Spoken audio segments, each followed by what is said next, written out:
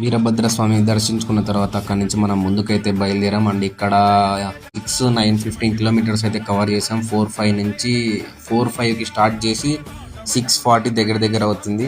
ఇంకా మనకు ఒక 25 కిలోమీటర్స్ ఉంది. చూద్దాం ఇంకా ముందు ముందు ఎలాంటి దారి రాబోతుంది, ఎలా మనం ఇబ్బంది పడుతుంది అనేది నేను నెక్స్ట్ వీడియోలో అయితే మీకు చెప్తాను. ఇదైతే ఎంట్రన్స్ అండ్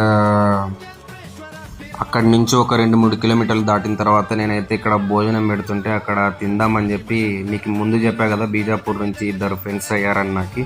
వాళ్ళతో పాటు నేను కూడా అక్కడ వెళ్ళిపోయి వాళ్ళు ఫుడ్ వచ్చేసి చపాతీ, అన్నం, బేళ్ళ పాయసం, సాంబార్, మజ్జిగ అయితే పెట్టడం జరిగింది.